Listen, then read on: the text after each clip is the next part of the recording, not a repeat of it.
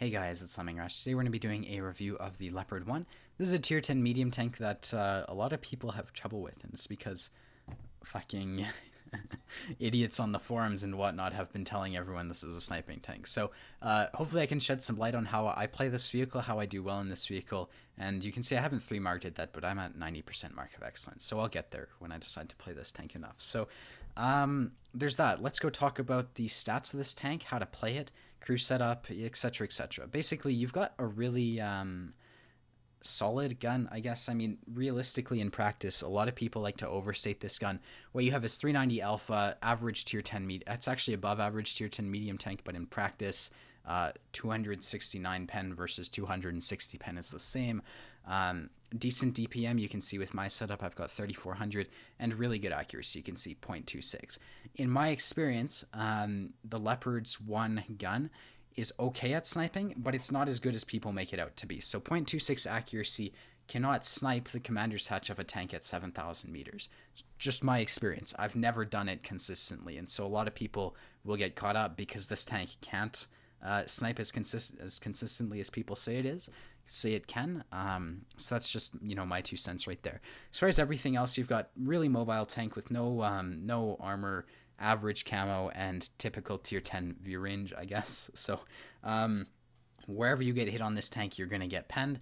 And as far as modules go, you get ammo racked a lot. So this vehicle has an ammo rack right in the front of its tank. I actually think it's on the right-hand side if you're shooting at it, but someone's going to have to correct me. I'm really not sure. Basically, what can happen is, let's pretend the ammo rack is right here. It's in the front somewhere in this area. I don't know which side it's on. People will track you. Their shell will go through your track into your tank.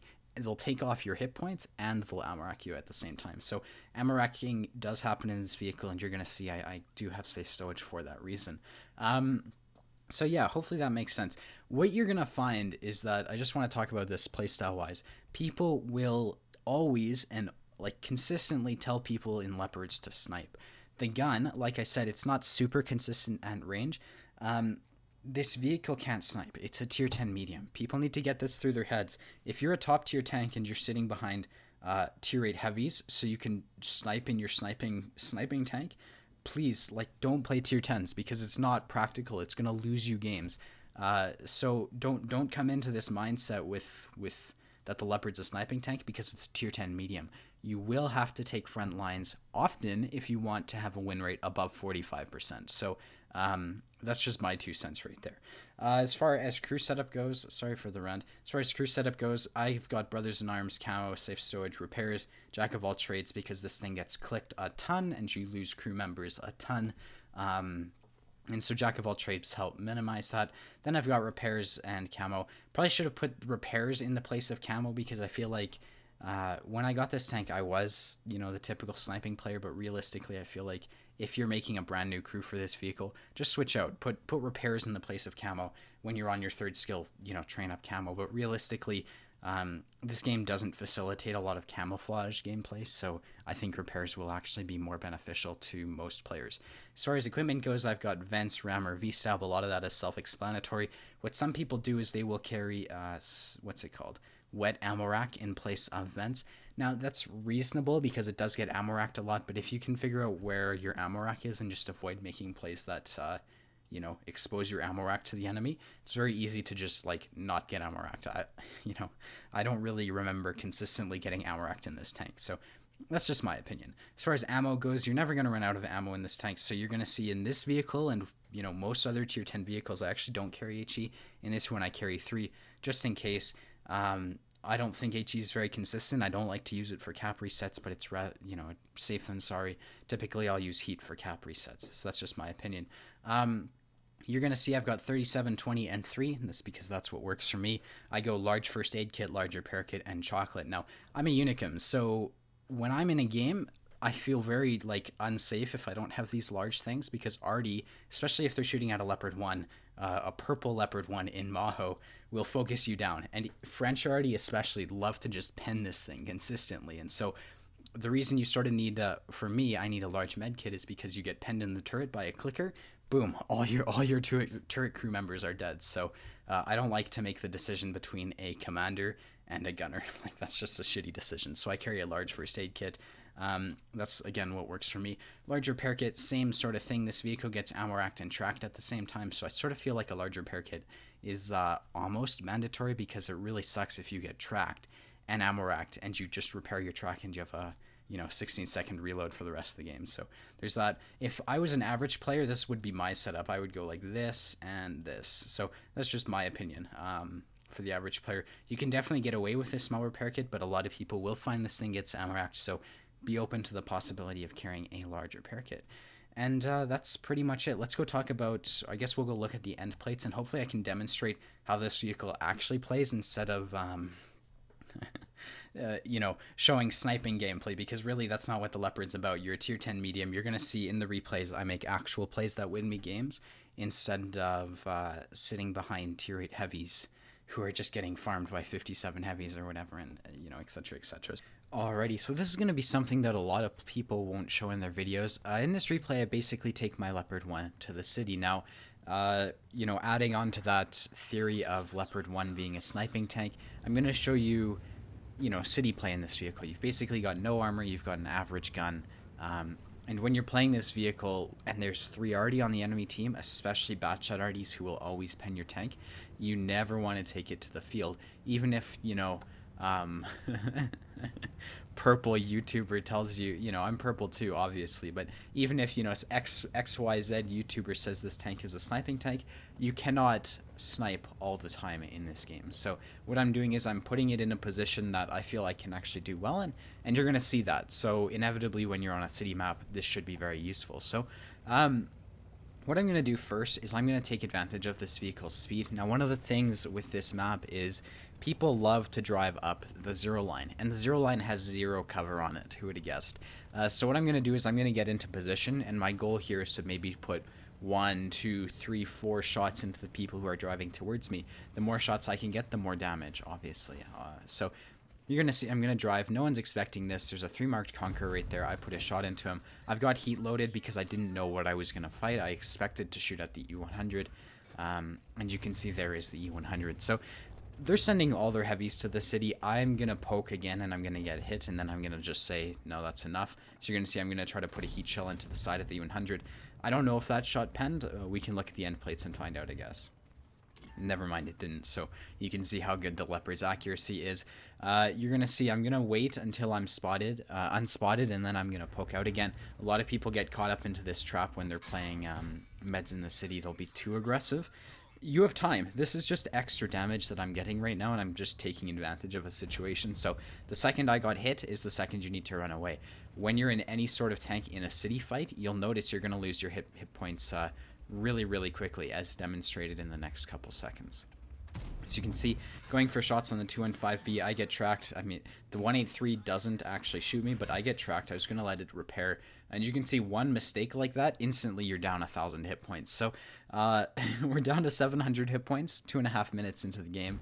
I'm an absolutely amazing player, as you can tell. Now, you're going to notice we've got the field. Our E100, T10, TVP, etc. have played the field. I'm not really paying attention to that. My only risk is, the main fear I have is if they push into our base. Obviously, I'm going to have to deal with that. So keeping my eye on that doesn't really matter what the result is. Depending on the result, though, will affect how I play, if that makes sense. So what you're going to see me doing right now, when you're in a low armored vehicle, and honestly in most vehicles, if you're brawling against heavy tanks, shoot them while they're reloading. Shoot them while they're looking away. I saw that E100 there. His tracer was like a dark yellowish color, almost like the color of this building. So I knew he was shooting HE, so I'm going to keep that in mind. The 215B was backing up, so I felt very safe just putting a quick shot into him. You can see, luckily, I've got decent reaction times. I'm also shooting heat here, so I don't have to spend time sitting in front of the enemies aiming for weak spots. So, just so you're aware. A T57 manages to come up behind me. He's clipping out R57. Obviously, I want to help out my teammate here, but I'm not going to be able to expose myself to the 183 who I hit earlier in the game. So I'm just going to keep myself in this cubby. You're going to notice I'm watching that E100 because I don't want him to YOLO me. I just saw him shooting HE, so that's a big concern of mine. There's a Conqueror as well, and so I'm sort of in this position where I really need to help out my team. I want to keep our one-shot 57 heavy alive, so obviously that vehicle is very powerful. You're going to see I would love to kill the 57. He looked like he was pushing through. To be honest, he probably should have been a bit more aggressive, but he wasn't, and our teammates were able to kill him. He shouldn't have been in that position in the first place, actually. So I don't know what he could have done. He got himself into that situation, and there's nothing he can do once he's there. Right now, we're going to try to help out this mouse. Obviously, he's dealing with a Conqueror and a Tiger, too. I put shot into the wall of this building right here. Didn't get the free shot on the Conqueror, but it is what it is. The U-100's pushing up, and this is something I want to highlight. A lot of people give this impression that the Leopard 1 has this amazing, outstanding, you know, railgun, basically. And I just bounced the side of an E-100. So, the gun is good. It's not perfect. It doesn't, you know, the stereotype that people apply to it, I disagree with. You're going to see you do bounce the sides of stuff like you do in pretty much every other tier 10 medium. So there is that. Right now I'm pushing up onto the Conqueror. I do have the hit points to take a hit. You'll notice we have pushed into their base. We're on their cow. Basically, that's the game. But what you're going to see is that I was able to turn this sort of city fight into a 5k damage game in this vehicle. So, yeah, this is just sort of farming up an extra 1,000 damage, so I can say I got a 5k damage game, but yeah, that's pretty much it. Let's go take a look at the end plates. Actually, I do want to show me putting this shot into the arty because that would be cool. And there you go, 5k damage game. Let's go look at the end plates. Alrighty, so as you can see, Mastery Badge 2nd class, high caliber, 46 spotted, 4.9k damage, and 5 kills. Alrighty, so now that I've sort of shown the Leopard in one of the worst situations that you can put yourself in, I'm now going to show this vehicle in sort of a prime element. A lot of people would consider, again, like, this is a very lightly armored tank, obviously, and you're very mobile. When you're on a map like Proc or Fire Salient, this is the prime element of this vehicle. So typically what I'll do on this map is I'll go up to F6. You can see my platoon mate naked all day. He's going over to, you know, counter the scout on the one line. But basically what I'll do is I'll go up to F6. I'll shoot the heavies who are crossing to go to the hill. And it's sort of a risky play because they've got so many TDs on their team. I don't think it's very possible that I'll get a lot of shots off. You can see the Leopard's got great accuracy right there. But basically what I'm doing is I'm just trying. You know, if you don't try, you're never going to get anything out of it. So there's that. I take a shot at the 1390. I'm too used to Russian mediums. This tank's sort of large, so he puts one right into the side of my turret, and I take 350 damage for it. So there's that. Basically, the rest of this match, until I decide to make a play, is just going to be me driving around the middle. Typically, what you're going to find is that if you're in a vehicle like this, you need to be playing the whole of the middle ridge. You need to be looking for opportunities on the 1 line, the 6 line, and the 0 line. Otherwise, you're not really going to do anything. Now, let me fast forward this because it's going to be boring otherwise. Their whole team is TDs. So, you know, you don't have to be Erwin Rommel to expect that their whole team is going to be on the 1 line, except for a couple exceptions like that T30. So you can see I'm just sort of playing around. I'm waiting for opportunities. This is a very defensive map. You can't be extremely aggressive, and you're going to see right here, once they start to push up the 0 line, I am able to put side shots into people. So there is that. Now, this is really risky. You're going to see me poke, and I occasionally do this. The only reason I can get away with this is because I'm doing it quickly. There aren't TDs on the 0 line. If you poke in different places, it's very difficult for people to predict where you're going to be. So you can see right here, I mean, no one really knows I'm here. They're just giving me side shots, and then eventually I'm going to have to back off, make it look like I've gone somewhere else, and then repeat the process. You can see I'm going for the top bar on that E100. A lot of people would think the Leopard 1 can consistently make that shot. It can't, so realistic expectations with this gun are very important. Now right here I'm going to do something. You're going to see I'm jumping over. Now what you're going to see is they've got a UDES. Basically we're 3.5 minutes into the game. I'm starting to get bored, so I just jump over this. You can see Leopard 1's pretty quick, so I am able to do this sort of safely. I take a hit, but it's not the end of the world. You can see there's a UDES, or I like to call it a UDES, in front of me. He might be spotting me. I don't really know exactly where he is. Realistically, I want to suppress that Tiger. This isn't the greatest play, but I was bored, and I wanted to make something happen. So we were considering trying to push the 0 line or whatever, but this just gives me a different angle to attack this map on. You can see we're actually down 2 tanks right now. Alright, this is a lot of talking. So what you're going to see is that the UDES is pushing. There's a Scorpion on the 6 line. There might be anything else on the 6 line, so I'm not going to be super aggressive. I'm just going for the UDES right now. I do have to be careful for that Tiger. Realistically, he's a one-shot Tiger, though, so I wasn't too worried about this. You can see the Yudes dies. I'm going to push up. We're going to try to go after the Tiger. This is another example of trying to snipe the weak spots on tanks. Like, if you ask any average player, they'll say the Leopard 1 can consistently snipe, you know, commander's hatches from a mile away. Didn't even hit his turret right there. It's pretty frustrating. But this sort of just goes, you know, supports my point. You cannot rely on the accuracy of this gun. It is a sniping tank. It can do the job, but it's not specifically a sniping tank. And you're going to see, like, it's just like any other medium when it comes to sniping, in, you know, the practical sense of the word. Alrighty, so you're going to see we've won the hill. We don't know where their E3 is. What ends up happening is he's on the 6th line. Now, typically, I would have expected, like, anything other than the E3 to be on the 6th line, but you're going to see I'm going to play it cautiously. I am in the open right here, but, you know, realistically, I'm not spotted, so there's not much risk. But this play, a lot of people are going to criticize me for it, but if I'm not getting spotted and there's nothing really to spot me, it's totally okay to make. It's one of those situations that you have to use your judgment on. In this situation, it was safe. 9 times out of 10, it wouldn't be. I would have had to take the safe way to get to the hill.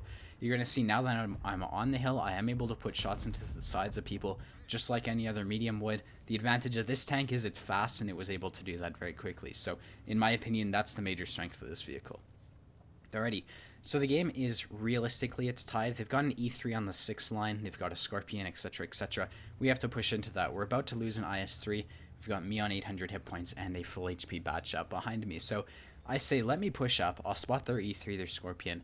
And the best way to approach an E3 is to try to get multiple angles. So what I'm going to try to do is I'm going to try to push all the way up the 0 line just to see what happens. Now, at the time, I had never done this, so I've never even...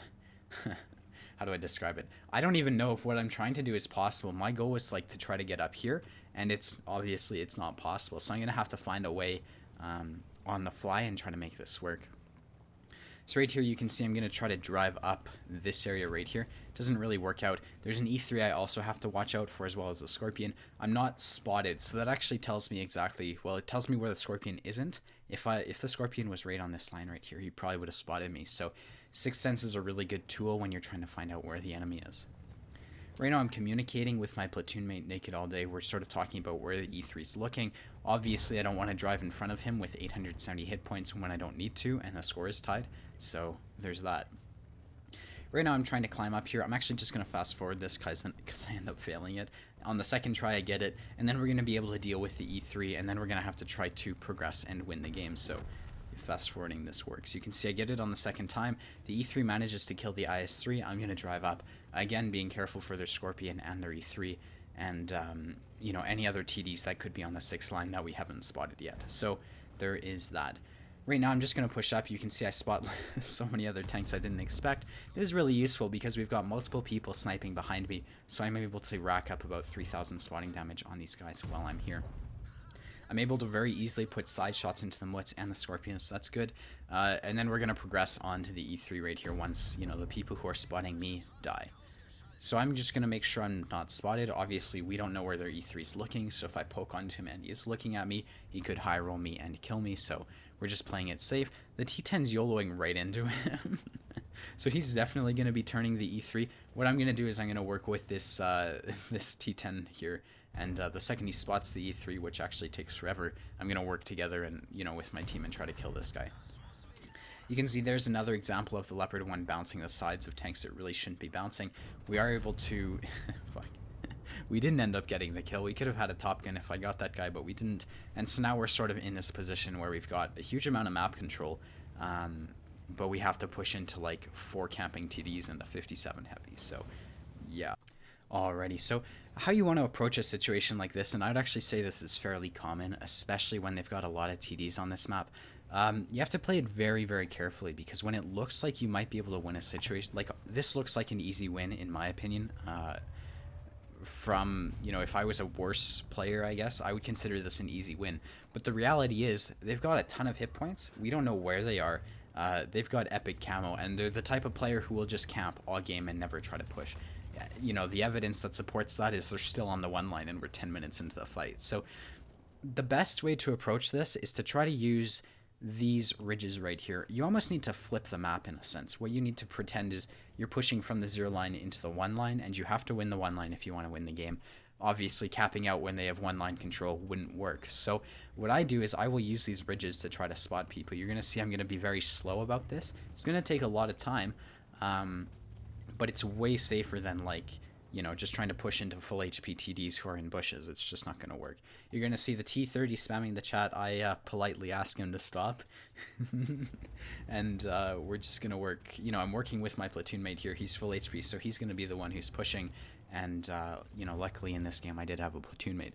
If I was solo, I'd be doing the exact same thing. I would actually be where my platoon mate is right now. But in my position with my hit points, and given that I have a bat chat I can trust, he's doing that and I'm overwatching him. So this is the type of role that people say the Leopard 1 is good at, but a lot of people try to force it to snipe in situations where it can't. So there is that. You're going to see I am sniping right now. I'm going to fast forward this because in my opinion it's sort of boring. But we're just going to do our best. Right now the T10 suggests that we push up the A line right there. He does push up. That was a very good play. I tracked the grill right there. He wanted us to push up the A line. Again, you can see the second you try to push, this is exactly what happens. He didn't even... he didn't get anywhere, and a camping grill killed him. So there is that. Luckily, his push, his sacrifice, led us to spot the grill. Obviously, the grill got lit. He got shot at. Now he has to fall back. That gives us the opportunity to start pushing forwards. There's a Scorpion. Again, as we push forwards using this ridges here, it makes it easier and easier for us to spot the camping TDs.